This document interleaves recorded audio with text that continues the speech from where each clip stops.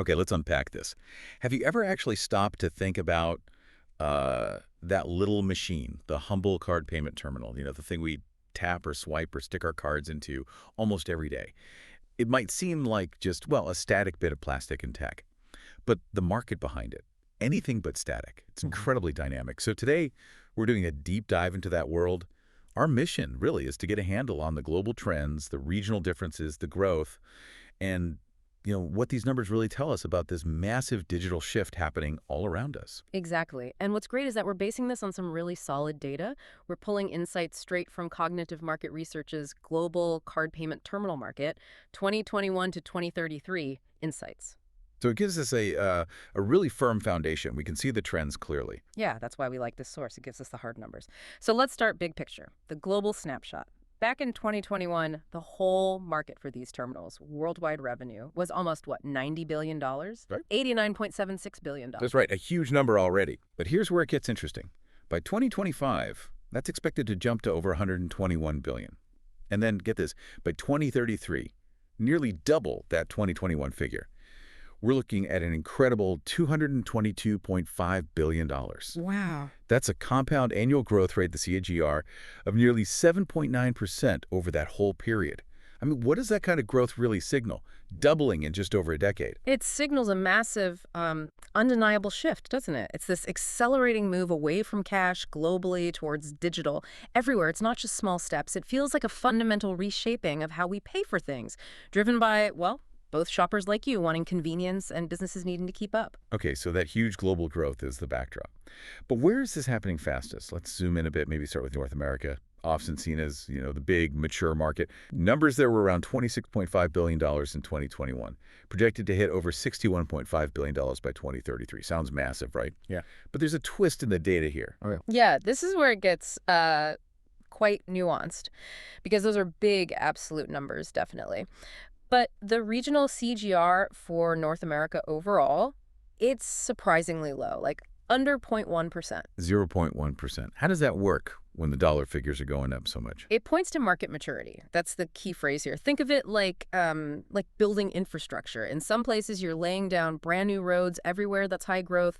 In North America, the roads are mostly built. Now you're just, repaving, upgrading intersections, maybe adding a few specialist lanes. So lots of replacement terminals, upgrades to contactless, stuff like that. But fewer net new placements into places that never had one before. Ah, okay. That makes sense. Because if you look inside North America at the countries, the U.S., for example, is projected to more than double this market value. Its CAGR is strong, over 7%. Exactly. In Canada and Mexico, similar stories, both looking at CGRs near 8%. Pretty healthy growth. Right. So individual countries are still growing robustly, new tech adoption replacing old machines. But because the base is already so huge across the continent, that overall regional growth rate looks flatter. It's about saturation levels. Got it. A mature market behaving like a mature market, even with strong internal currents. Yeah. Okay, so from North America's sort of steady but upgrading situation, let's pivot to where things are really, really taking off. Asia Pacific. You said this is the fastest growing region. Oh, absolutely. Hands down, this is the powerhouse. We're talking revenues rocketing from just under $32 billion in 2021 to potentially over $84.5 billion by 2033. And the driver, a massive TGR of over 8.5%. 8.5%. So what's fueling that? Is it just the sheer population or? It's a mix of things. Rapid digital adoption is huge. Governments pushing for cashless economies. You've got expanding middle classes with more spending power. Look at China market size nearly tripling by 2033. CAGR around 8.7%. Huge. Yeah. Japan's also strong, set to more than double, nearly 8% CAGR. But India is a real standout. Projected to almost triple its market value, too. And its CAGR is predicted to be over 9.3%. Over 9%. That's incredible. What's behind that specifically in India? A massive push towards financial inclusion, bringing more people into the formal banking system. Plus, the growth of e-commerce and digital payments being actively encouraged. It's transforming their retail landscape. And it's not just those three giants, right? The report mentioned others. Definitely. South Korea, Australia, Singapore, Taiwan, Southeast Asia generally, all showing really healthy KGRs, mostly in that 7 to 9% range. It's a whole regional wave. It's not just about convenience. It's fundamental economic infrastructure being built out. Okay, fascinating. So APAC's the speed demon. What about Europe? Where does it sit? Europe is showing a steady, solid expansion. The figures there go from about $19 billion in 2021, projected up to over $44.5 billion by 2033. That comes out to a respectable CGR of about 7.4%. So still strong growth, maybe just not quite as explosive as Asia Pacific. Exactly. You see consistent modernization. The UK, for instance, is set to more than double its market value. Strong TGR there, too, around 7.7%. Germany's even a bit stronger, looking at over 8% CGR, also more than doubling. And other major European economies. Yeah, France, Italy, Spain, they're all contributing. Russia, too, before recent events obviously impacted forecasts, the Nordics, Switzerland, Luxembourg. They all add to that steady growth picture. Generally, KGR is between, say, high fives and high sevens. It's that ongoing upgrade cycle, more digital integration across the board. Right. Okay, so we've covered the big established players and the fastest grower. What about the regions that are maybe starting from a smaller base but showing real potential? The report groups South America, the Middle East, and Africa, kind of the rising stars. That's a good way to put it. They are definitely showing significant momentum. Take South America. It's projected to grow from around $6.5 billion in 2021. One of that, over $16.5 billion by 2033. That's an 8.1% CGR, more than doubling. Higher than Europe's overall KGR then. Yes, slightly higher. Driven by countries like Argentina, which has a predicted CJR over 8.5%, and Brazil, close to 8%. Lots of potential being unlocked there. And the Middle East. Also on a really strong path. Expected to go from about $3.9 billion to nearly $10 billion by 2033. That's another CGR around 8.1%. And the UAE is particularly strong within that, looking at almost 8.8% CAGR. Big investments in tech and commerce paying off. Okay, and finally, Africa. Africa starts from the smallest base, around $2.1 billion in 2021, but it's projected to reach almost $5.5 billion by 2033. The CAGR there is about 7.25%, still very solid growth, more than doubling the market size. And within Africa, you see strong performers like South Africa with an expected CAGR over 8.4% and Nigeria around 7.5%. So across these three diverse regions, South America, Middle East, Africa, we're seeing CGRs generally in the 7–8% plus range. Exactly. And that collective push is really important for the global picture. It shows this isn't just a developed world phenomenon. It's a truly worldwide shift towards digital finance, modernization, getting more people connected. Right. So we've covered a lot of ground, a lot of numbers. If we boil it all down, Yeah.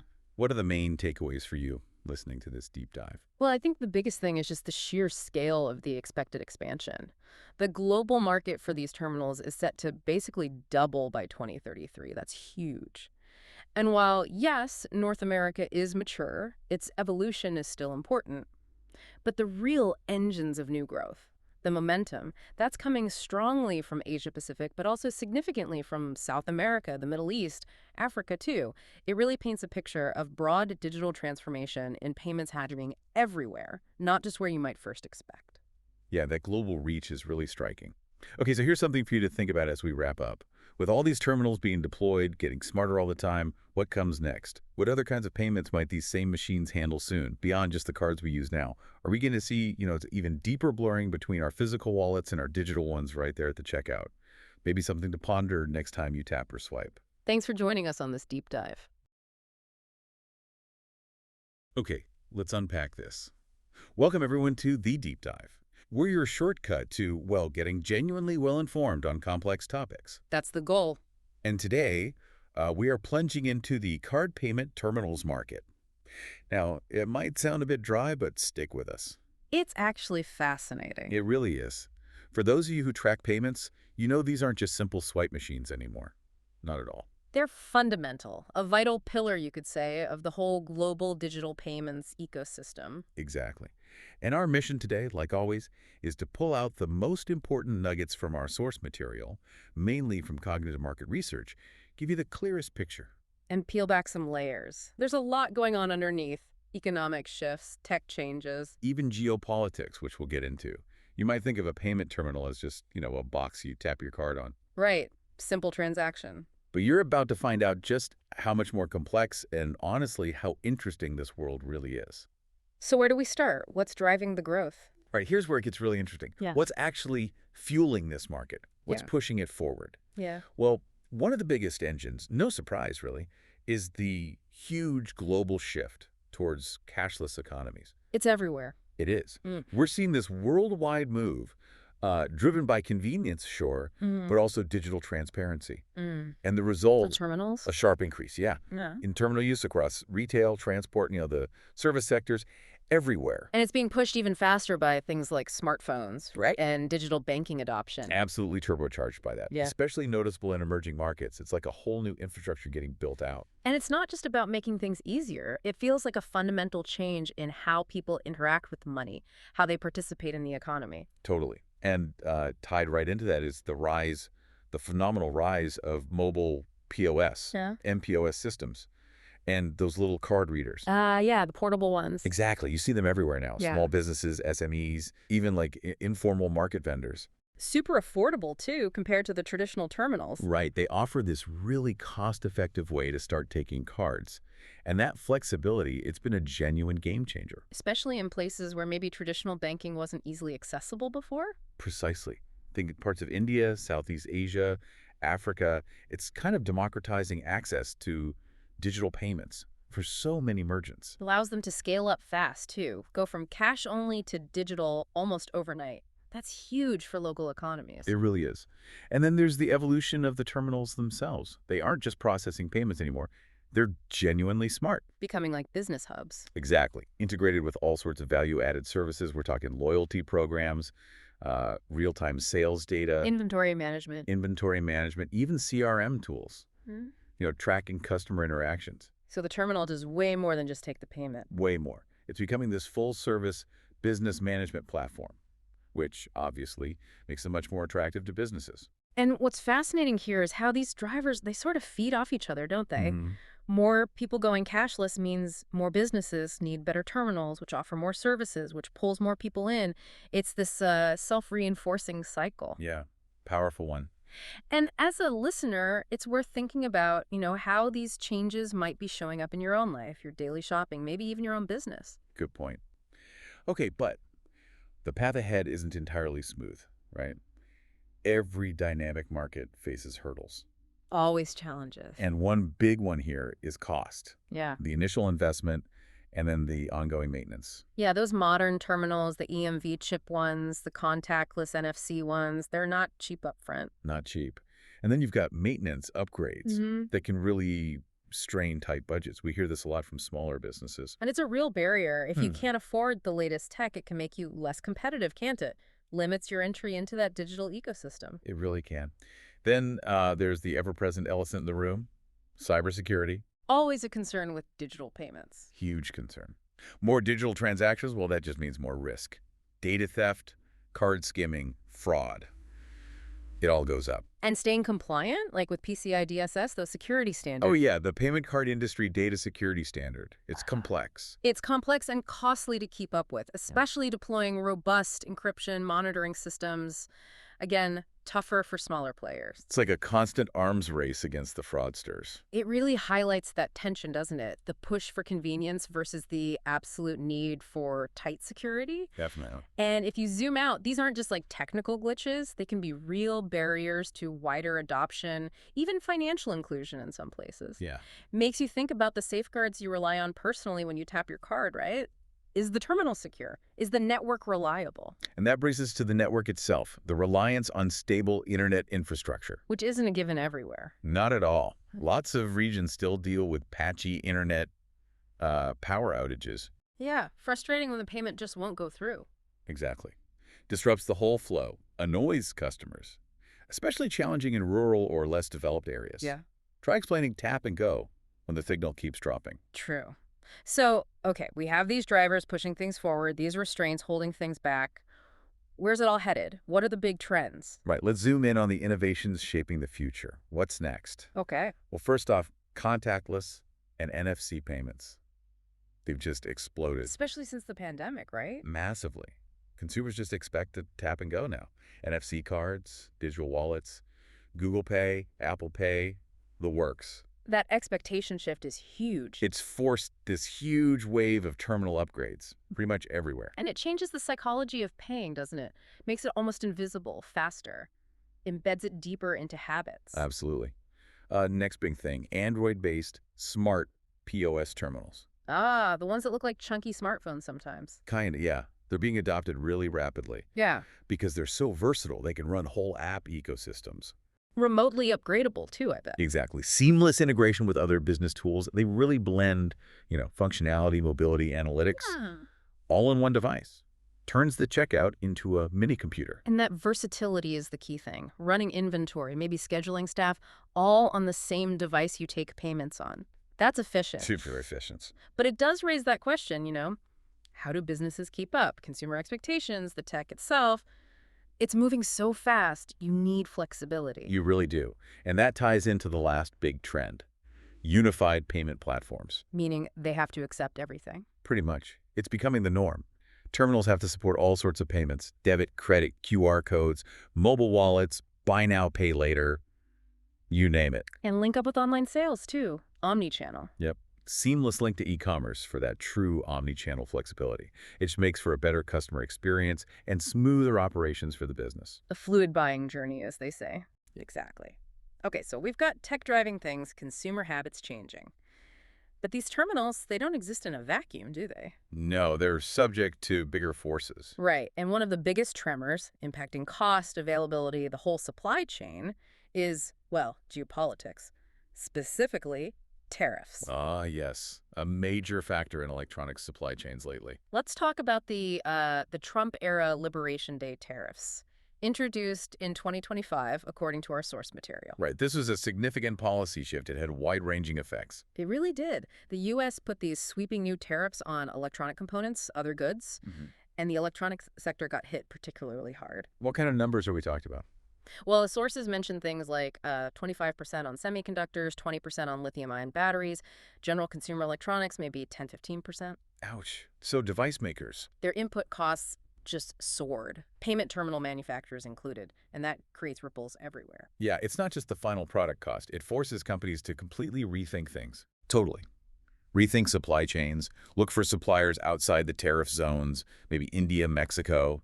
Even redesign products to avoid the heavily tariffed components. But China's still such a massive player in electronic supply, right? Even if you move assembly, the subcomponents might still come from there. That's the complexity. The source material highlights this. Even rerouting through, say, Malaysia or Vietnam often still involves Chinese subcomponents. So the impact spreads globally. We've seen big names like Apple, Dell, shifting production fabs. We have, and others are scrambling using digital supply chain tools, scenario planning, component mapping, anything to stay agile. What really stands out, I think, is how these big global trade policies, things that seem quite distant, directly hit the cost and availability of the device sitting on a shop counter. It just underlines how fragile these complex global supply chains can be. It really does. And just to be clear, we're conveying the information and analysis from our sources here, providing a neutral overview of these market dynamics, not endorsing any specific viewpoint on the policies themselves. Absolutely. Good clarification. And it's precisely because of this turbulence, the tech shifts, the economic pressures, the tariffs, that market research becomes so critical. It moves from a nice-to-have to a must-have. Definitely. Good research, like the kind we've used today, helps businesses spot emerging suppliers, track pricing, forecast demand changes. Map out their vulnerabilities, too. Develop smarter procurement strategies to build resilience. Which is just essential right now. You have to navigate these unpredictable waters somehow. And it raises that key question for businesses listening. How do you proactively manage risk? How do you future-proof yourself in this landscape? Being able to quickly digest actionable knowledge, insights like these, it's not just helpful, it's a real competitive imperative now. Well said. Yeah. And that pretty much wraps up our deep dive into the card payment terminals market. Yeah. Quite a journey, wasn't it? It covered a lot of ground. From those surging growth drivers, the shift to cashless, mobile POS, then the hurdles, the costs, cybersecurity. Through to the new tech, contactless, smart POS. And connecting it all back to those big geopolitical tariff waves reshaping the supply chains. Yeah, it's a complex picture. It really is. And hopefully for anyone listening who works in payments tech or electronics manufacturing, OEMs, supply chain leadership, understanding these dynamics is just crucial for future-proofing your business. We certainly hope this distillation of the latest insights gives you a concise but comprehensive view of this vital market. Thanks for diving in with us. And maybe next time you tap your card or your phone to buy something, Yeah. just take a second. Consider how that simple little transaction it isn't just about money changing hands. Mm. It's like this tiny thread connecting you to this huge, intricate web of global tech, economic policy, and, yeah, even geopolitical strategy that one way or another touches all of us. Something to think about.